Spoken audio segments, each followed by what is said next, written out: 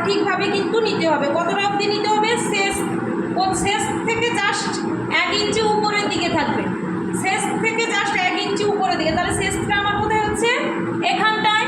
তাহলে এখান থেকে 1 ইঞ্চি উপরের দিকে মানে কোথায় আসবে? তুমি দেখে মাপ নিচ্ছ কোনটা না ব্লাউজ যেটা পরেছে, কিন্তু কাস্টমার পরতে গেলে ব্লাউজ উঠে যাচ্ছে, তখন কিন্তু সমস্যা আসবে।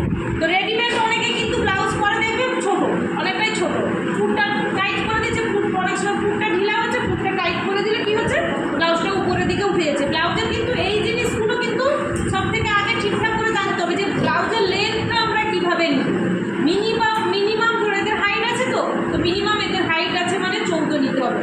বা অনেকে আবার হাইট কম থাকে কিন্তু তাদের লেন্থও বেশি নিতে হয়। কেন বেশি নিতে হয় না, অনেকে দেখবে হাইট কম কিন্তু চেস্ট বেশি মানে বুক বেশি, তখন কিন্তু তাদের ক্ষেত্রেও হাইটটা বেশি নিতে হয়। কারণ চেস্ট বেশি হওয়া মানে সামনের দিকে ব্লাউজটা টানবে, অটোমেটিক ব্লাউজ টানবে সামনের দিকে, তখন কি হবে? পিছনের ব্যাকপার্টটা উঠে যাবে। তো তখন ক্ষেত্রেও চেস্ট অনুযায়ী ব্লাউজের লেন্থও বাড়াতে হয়। সেটা কত হবে আমি তখন বলে দিব। দেখো তাহলে লম্বার মাপটা এখান থেকে আমি নিলাম, লম্বার মাপটা দেখো 14 ইঞ্চি আমি লম্বা নিচ্ছি, না 13.5 নিতে পারো, ঠিক আছে। কিন্তু এই 12 মাপটা কখনো নিবে না। এই যেহেতু এর হাইট আছে, এখানে ব্লাউজটার হাইট আছে কিন্তু 12, কিন্তু 12 হবে না, 12 হলে একদম ভুল। তাহলে কি করতে হবে? যে দেখো এই যে মাপটাতে আছে আমরা 13.5 বা 14, মানে শেষ থেকে 1 ইঞ্চি উপরের দিকে লম্বার মাপটা সবসময় আমরা নিব। দেখো এরপরে আমি লিখেছি বুকের মাপ। বুকের মাপটা আমরা এখানে মানে চেস্টের মাপটা যেমন আমরা সামনে দেখব, যেমন আমরা চুড়িদারের ক্ষেত্রে নিয়েছিলাম সেম একই, কিন্তু এটার ক্ষেত্রে চুড়িদারের ক্ষেত্রে যখন মাপ নিয়েছি তখন কি হালকা একটু ঢিলা রেখেও নিয়েছি, কিন্তু ব্লাউজের ক্ষেত্রে কখনো ঢিলা রেখে মাপ দিবে না, সবসময় কি করবে? টাইট করে মাপটা নেবে ব্লাউজের ক্ষেত্রে। এরপরে কোমরের মাপটা নিব।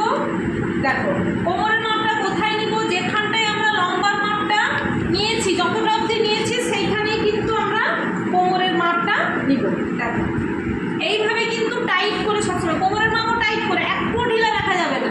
তাহলে ঢিলা রাখলে ব্লাউজ যখন ফিটিংস করবো তাহলে ঢিলাভাবে কিন্তু ফিটিংস হবে। যখন মাপটা সঠিকভাবে নিলে ফিটিংসও সঠিক হবে, কাটিংও সঠিক হবে, নাহলে মাপ ভুল, সব কিছুই ভুল হবে। ব্লাউজের ক্ষেত্রে কিন্তু এইসব জিনিসগুলো ঠিকঠাক করে যদি তোমরা না নাও কিন্তু ব্লাউজের ফিটিংসের প্রচুর প্রবলেম হয়। ব্লাউজের ফিটিংসের প্রবলেম হলে কিন্তু ঠিক করা কিন্তু কঠিন ব্যাপার। চুড়িদার হলে কি হয়? টাইট হয়েছে ঢিলা করে দিলাম, ঢিলা হয়েছে টাইট করে দিলাম, ফিটিংস করে। কিন্তু চুড়িদারের ব্লাউজের ক্ষেত্রে যদি আমার পুরটা যদি কোনো কারণে ঢিলা হয়ে যায়, তাকে কিন্তু ফিটিংস করলেও সেই ফিনিশিং আসবে না।